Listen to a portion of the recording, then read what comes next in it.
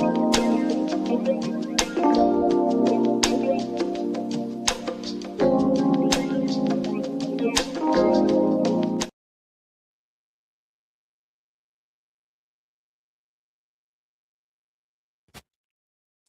right.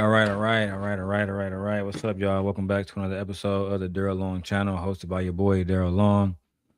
Y'all already know why I'm here. I'm here to break down a video of Charlie Kirk, of a young man who was basically destroying Charlie Kirk in a debate. All right.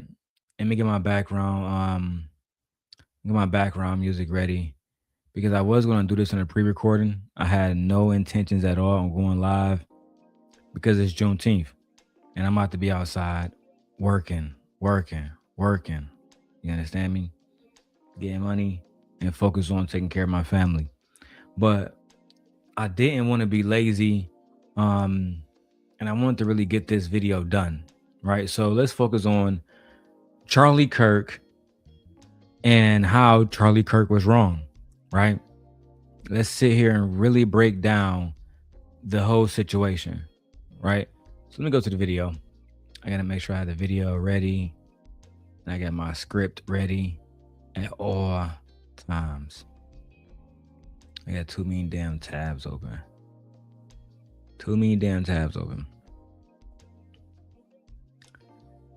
And make sure you guys are hitting the like button as you all come in here. All right. And if you're watching this later on, make sure you hit the hype me up button. All right. Make sure you definitely hit the hype me up button. Where is the one that I need?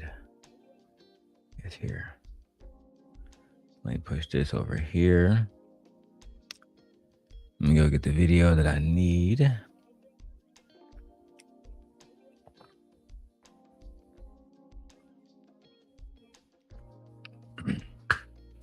All right, perfect.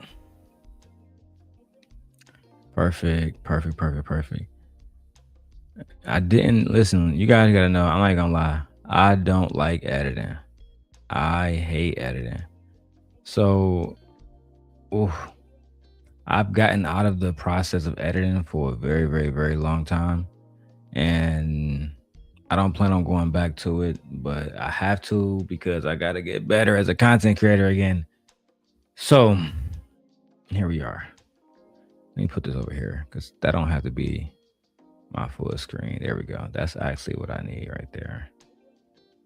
And I need my timestamp, 7 minutes. I'm probably gonna put this on members only and then actually edit the actual clip. What's up, Mills? What's up, bro?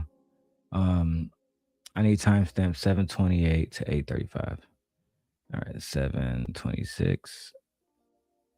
Let's start right here. Our system is perfect. Because my script is already prepared. All right. So let's do the voiceover first. All right. So a college kid walks up to a microphone, no notes, no team, in about 8 minutes. And in about 8 minutes, he says one true thing that Charlie Kirk could not answer. So what's the next best thing for Charlie Kirk to do? He told the young man to calm down. No, what I'm saying, though, that's an under-enforcement of laws, though. Yeah, because our system is terrible. No, I know, but you said we have an over-enforcement. I don't think we have enough people in jail. You don't think we have enough people? No, like I said, half of all murderers walk free. We don't even know who they are. Okay, but I sure, whatever. But I'm talking, I don't think that, I don't think that black people are as, more than 50% of exonerations from prison are black people. Like, a black person is more likely than any other race to be tried for a crime that they did not commit and then to be released from prison for a crime that they did not commit. That's not totally true. Let's pretend that it is. It's because they're in front of the justice system more because of the high crime. But let's try to find some agreement. I'm talking percentages of exonerations. Like they're No, it's because they're in the system more, though. It's because you have more cases. But anyway, let's pretend that's true. Let's pretend the system's totally racist. Actually, there's more white people in the system because white people make up like what? Like no, for sure. So you're just incorrect there, right? Like you're doing to me. But they don't commit as many crimes. Okay, so let's be cordial. Let's be cordial. You're not being, so let's calm down a little bit, okay? You're not being. Am I being sweet to this guy? Okay, but all right. Let me ask you one question in closing, though. If you could say to Black America, here is more money, more stuff, more housing, or more fathers, which one would you choose? So we have to really break down who won and who lost this debate. Okay? We have to really break down who won, who lost this debate. I'm not going to be here all day. We're not going to be just vibing today. It's Juneteenth, and my work today is exposing the fact that Charlie Kirk did not know what the fuck he was talking about, right? We're going to be fact checking every stat in the video, every time he dodged accountability with sources on the screen. So with that being said, let's actually begin the show. Welcome to the Darrel Long Show, bringing you the best in commentary, vlogs, video essays, and reactions. Everybody says, who does he think he is? I just told you who I thought I was, a god. Y'all know what it is, man. Welcome back to the show, Simp God. So let's start off with the setup. We have Charlie Kirk. He opens with this smooth type of demeanor, right? He says, hey, take a deep breath, kid, and let me make this argument for you, right? So I want to show you guys that. Before I even keep going, I want to show you guys the fact that Charlie Kirk, right, told this kid in the first minute of the video, allow me to make this argument for you, then I'm going to come back. Let's go. Right. So when segregation ended, right, Black people, or when slavery ended, actually, Black people were just forced wherever, right? So they had nowhere to go. And then there was laws put in place to put them into prison. And after... It's okay. No. What's your name? Guys, what's your name? Jackson. It takes a lot of courage to come up here. Yeah, no, let's just take a deep breath. I'm not here to pick on you. No, I appreciate it. No, it's okay. I know this can be very intimidating getting into a crowd like this. So just take a deep breath. Let me make your argument. I'm going to make your argument for you, and I'm going to tell you why I think it's wrong. Okay? Okay, yeah. Is that fair? Yeah, sure. Okay, so the argument that is being made that you want to make is that there's legacies of injustice. Yes. And that those legacies impact one generation after the other. And when those things get handed down, you have what is a system or a systemic issue that isn't just isolated in 2024. So the argument that you're making is that what happened in 1954 does impact 2024 of decade after decade after decade. Let me tell you my response to that. Of course, there is some truth to that. However, every culture, every person in this audience can point to issues that families or generations. Now, before I keep going and allow Mr. Kirk to finish, because I do have my notes here, I want to pump the brakes and let's stop right there. That's the entire game that the conservatives play. When you allow your opponent to restate your argument or create your argument, you allow your opponent to pick the weakest version of your argument, and that is going to be the version of your argument that they get to knock down, right? They're going to straw man your argument. They do this all the time in YouTube. They straw man people arguments. So I think that was the first thing that I didn't like upon reviewing the video, that we have Charlie Kirk making this argument for the young man. Never allow your opponent ever to make your point for you. The student's real point was simple. The harm from slavery and Jim Crow compounds across generations, right? Charlie Kirk says, and I'll be fair, of course, there is some truth to that, right? Good. I'm glad that Charlie Kirk agreed. But hold on to that sentence. He's going to spend the next 9 minutes acting like he never said that at all, right? Let's go back to the timestamp 141, right? Right here. Let's go. So what happened in 1964 is that 25% of black youth were raised by a single mom. Today, it's nearly 75%, about 70%. So that means that 1 in 4 black kids will have a father around. Only 1 in 4. That's the number one issue happening in the country, and it's not because of systemic racism. I'd like to hear what you have to say about that. Okay, so I think I misjudged you. So you heard the argument, right? You heard the argument. His headline number, 25 to 75, right? 1 in only 4 black kids will have a father around. That is his headline. That is his argument. He says that in 1964, 25% of black kids were raised by a single mom. And Charlie also goes on to say that today, that number has went up to 75%. So quote, and this is what he says, Charlie Kirk is saying only 1 in 4 black kids will have a father around, right? Right? I beg your pardon. I beg your pardon. Now, on the surface, when you look at that situation, it does sound devastating. But it's also not what the data says, right? Here's the sleight of hand. The 70-something% number is births to unmarried mothers. Unmarried mothers does not mean fatherless, right? Again, let me state that again. The 70-something% percentage, roughly 75% of births happen to unmarried mothers. It does not mean that the father is not in that child's life. A whole lot of those parents may live together. They just don't have a marriage license, like Sharon Bracey. When you actually count on how, when you actually look at the numbers and count how many black kids live in a home, the Census Bureau based numbers, right? If you look at those numbers, the census says about 37% of those children live with both biological parents, and roughly 48% live with a single parent.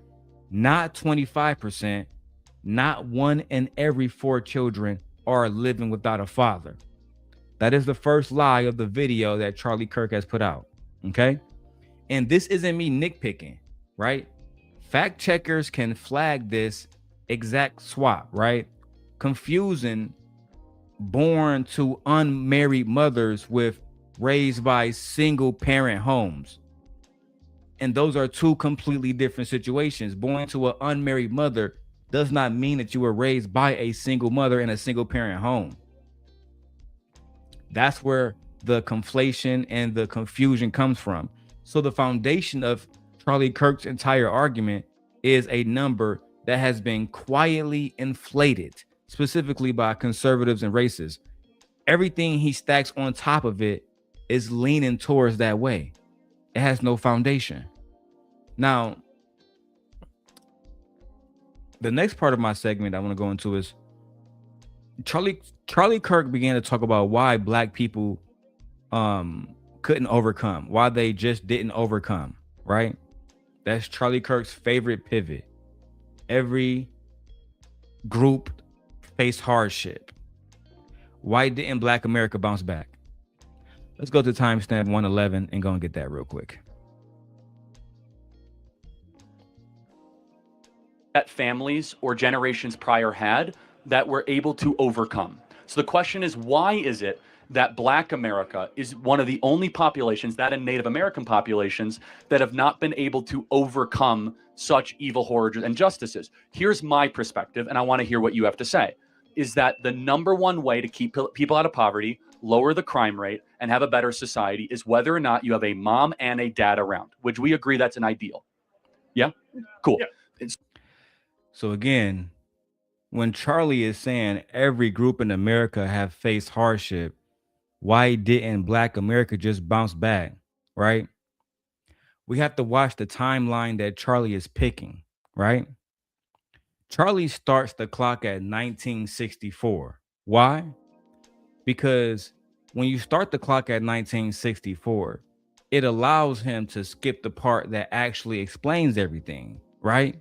You see, redlining maps were drawn in the 1930s.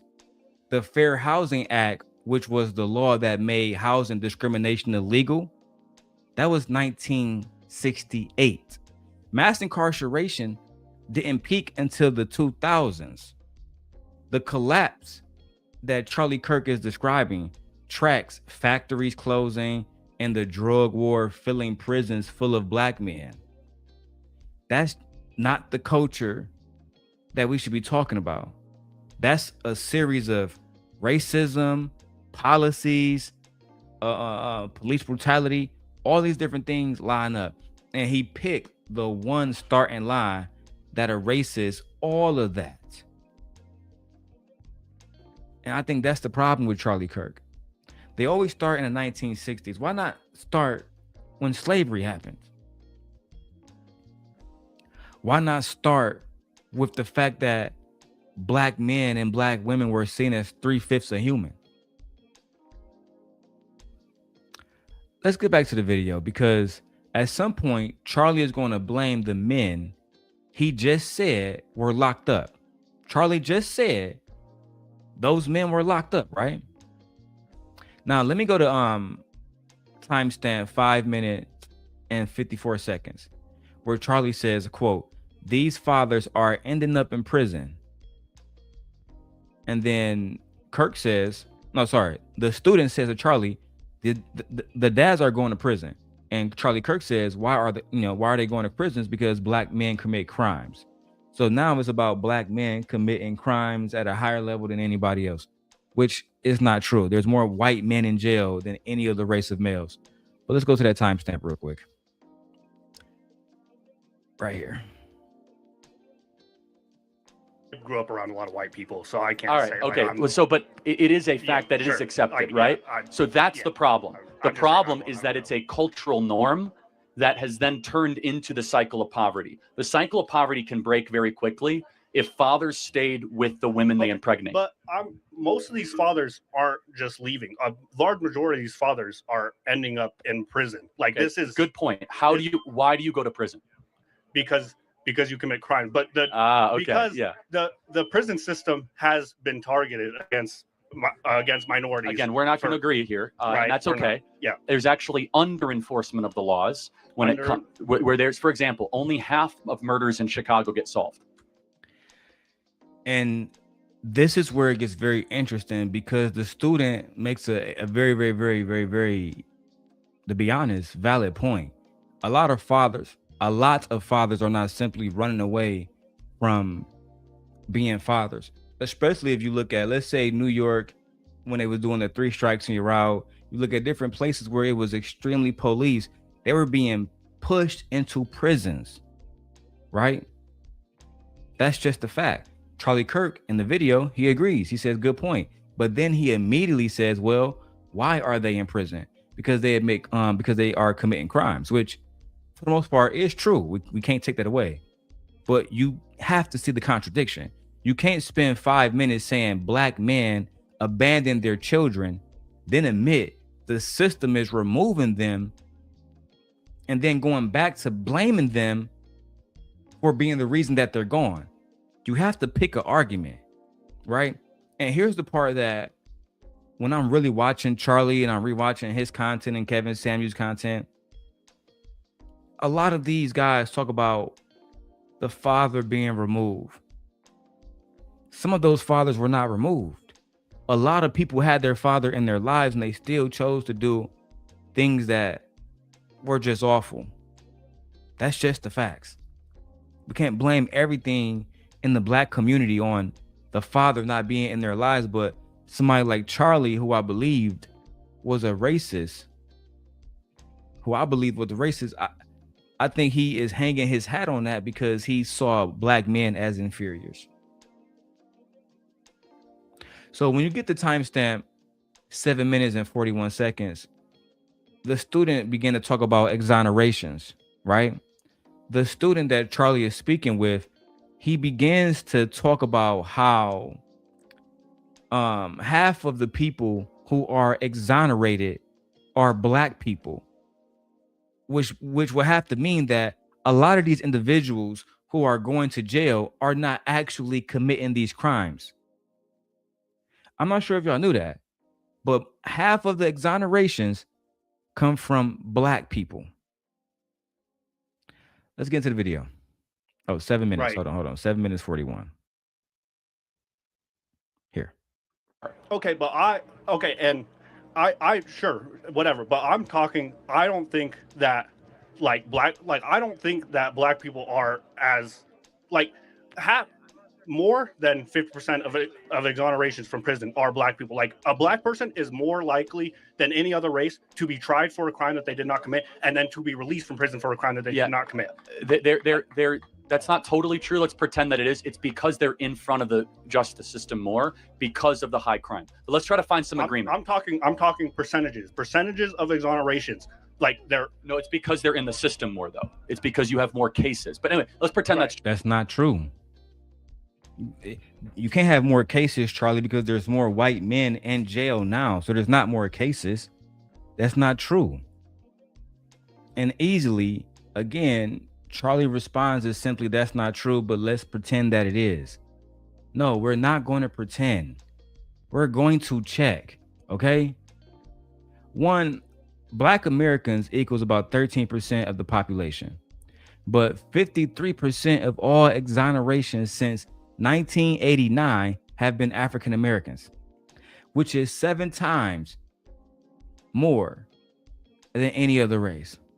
Black people, again, are 7 times more likely to be wrongfully convicted of a serious crime, 7.5 more times more likely to be wrongfully convicted of murder specifically. And this directly is coming from the National Registry of Exonerations, which is public information. If you guys want to go look into that, they have a lot of stuff that's just public information, people names everywhere, public information, addresses.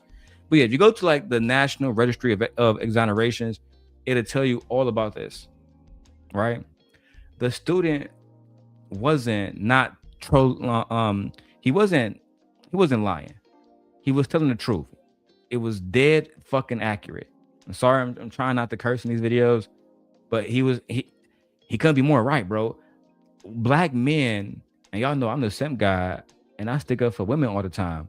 But it's hard sometimes being a black man and being a father and having sons, knowing that most of the fucking exonerations are black men. We're 7 times more likely to be convicted for a murder that we didn't even do, like Carmelo Anthony. Just like Carmelo Anthony. I'm sorry, I was supposed to stay on point.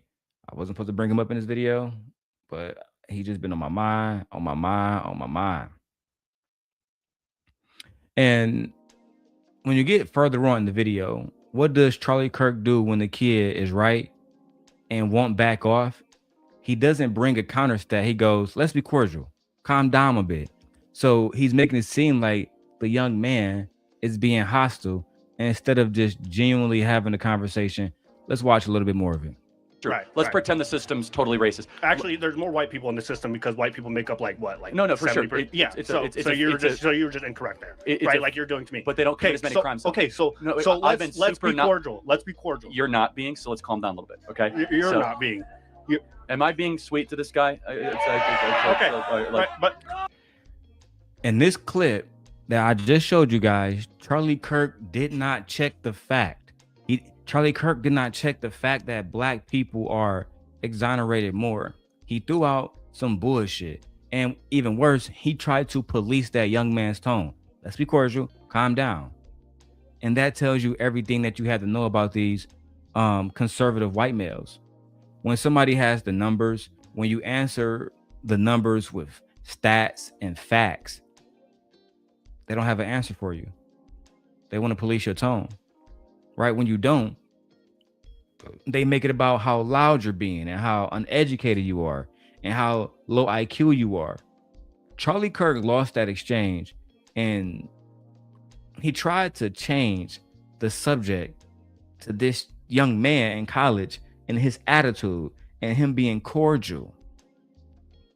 This is the same bullshit. I shouldn't be cursing. I'm so sorry. This is the same thing that the young men in the manosphere, this is what they do when women come with stats.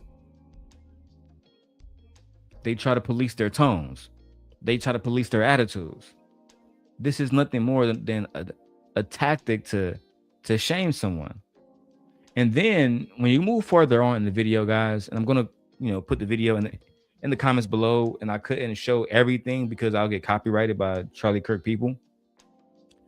But when he handed over the evidence, and Charlie Kirk didn't even notice this, right? So I have to go to timestamp 6 minutes and 18 seconds, where Charlie Kirk, he said, under enforcement, only half of the murders in Chicago get solved. I played it. You guys heard it. But I want to go back to that so I can knock out this point, because I'm living in Chicago now, and I put some data that goes against what Charlie Kirk is saying about half of the murders go unsolved, and who are actually doing these murders specifically. So let's go to that timestamp, please. In prison, like, Okay, this is good point. Why do you go to prison? because you commit crime, but Okay, because yeah. the prison system has been targeted against minorities. Again, we're not going to agree here, Right, and that's we're okay. not. Yeah. There's actually under enforcement of the laws when it comes where there's, for example, only half of murders in Chicago get solved. Right, but are that they mean- all black people though? Almost all of them, yeah, like 80, Well, 80 if they're not solved, how do we know that they're black people? Well, because it's a black victim in a black neighborhood by a black gang. So it's like you can assume at a great approximation that in the west side of Chicago, 50% of the murders in Chicago that go unsolved are all black people. not all. That No, I said 85%. But we don't know who the perp is. But again, if you have a black victim at 2 a.m. in a black neighborhood, it's reasonable to say that it was a black on black crime. 90% of murders after 2 a.m. in Chicago are black on black crimes. I'm from Chicago. Right. I happen to know it. So, right. But like half. You're not from Chicago. You're from Willing. You were from Willing. You're not from Chicago. That's first of all. So this is actually my favorite part of the video, because Charlie Kirk is going to make my argument for me. He says that black neighborhoods are under police and crimes are going unsolved, which for the most part is true, right? Except about black neighborhoods. Charlie Kirk forgets that Chicago only solves about half of its murders entirely, not just in black neighborhoods, right? Chicago, as a city itself, has a clearance rate hovering right above 51% when it comes to homicide clearance. Now, before we run forward, we have to discuss whose murders don't get solved specifically, right? Now, when you go to Live Free Illinois, WTTW, right? They have all the source data there from the city.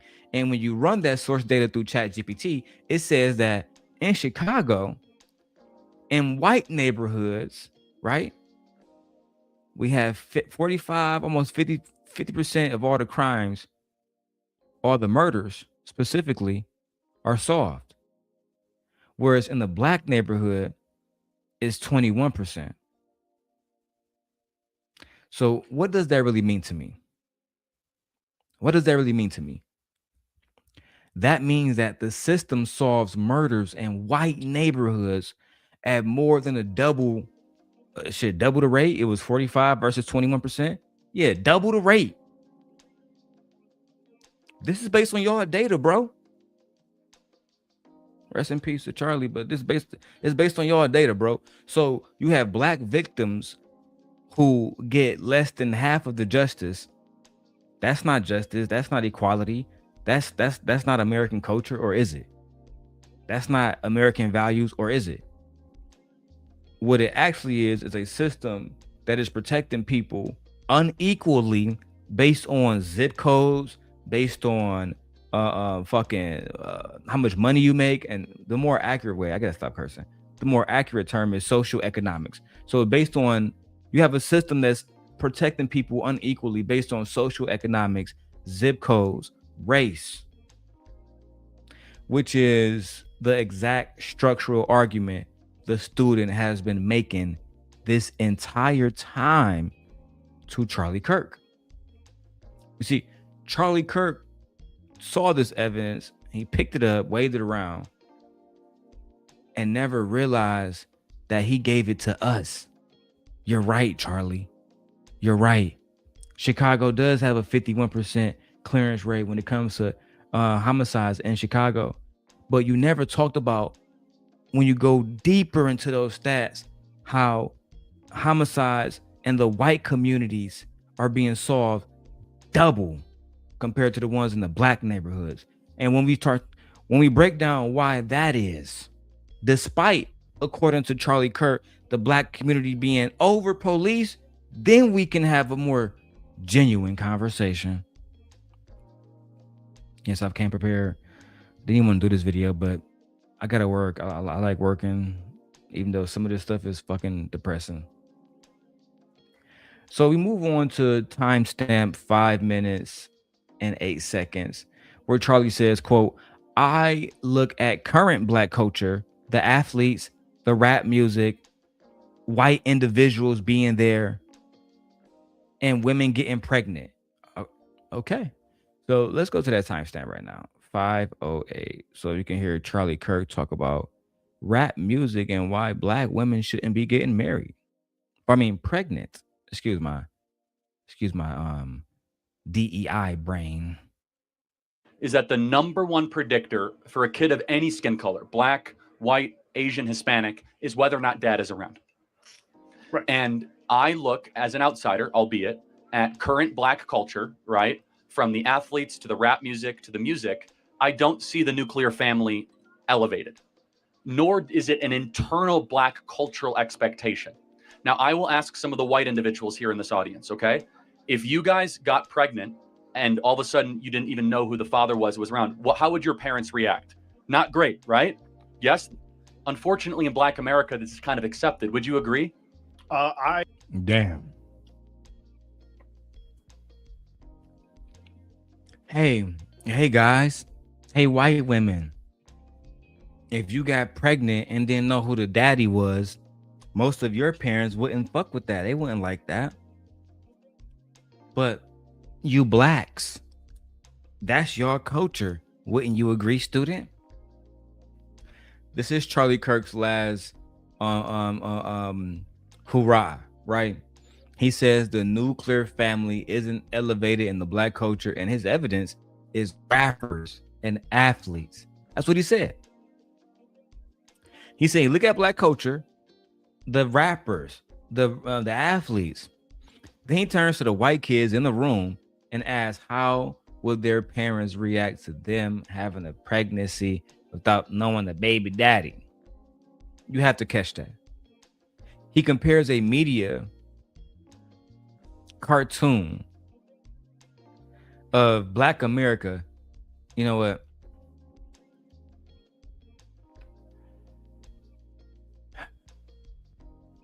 I don't understand it, bro. When I say media cartoon, the media controls everything that black people do on the media. So when you look at rappers and athletes, they are nothing more than, I don't want to use the word coons, but you know, like the old cartoon, we had a black person shucking and jiving. That's how I think about a lot of celebrities, unfortunately. None of these people that Charlie was talking to are celebrities. These are real people. It's not even a comparison.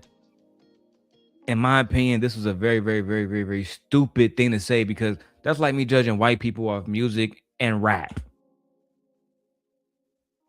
Music and athletes are industry, right? They're not a reflection of how people are in real life. I can find you 1,000 black households where marriage is important. 1,000 black households where that shit is taken extremely fucking seriously.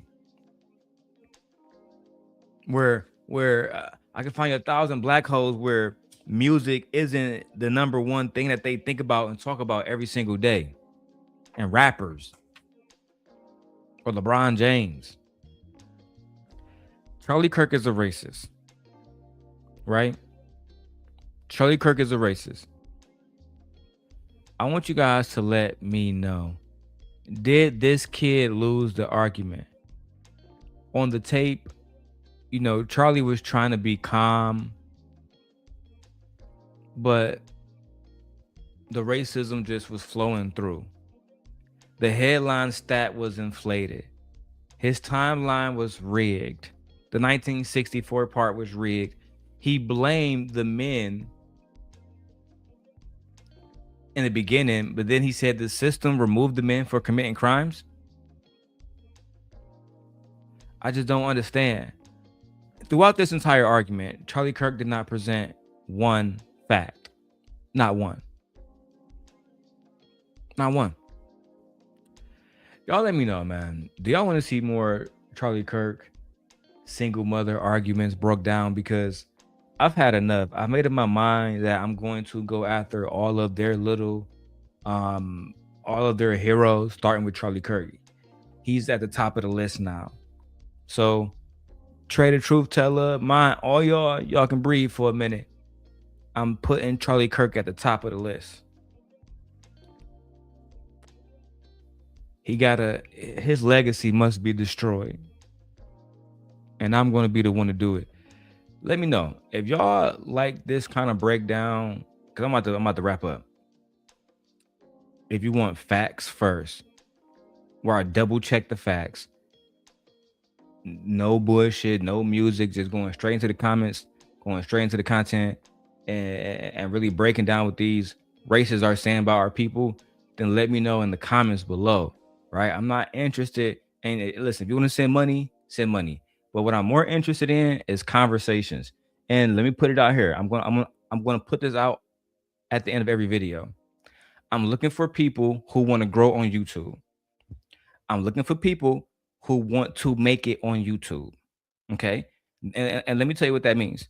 That means us having genuine conversations, not the ones like the one Fatty had with Andrew Wilson and Myron, where we're doing stuff to get views and we getting stuff. No, we want to have genuine conversations, because the more impact we have in real life, the more impact we have on here. If you want to be a part of that, find a way to get in touch with me. Find a way.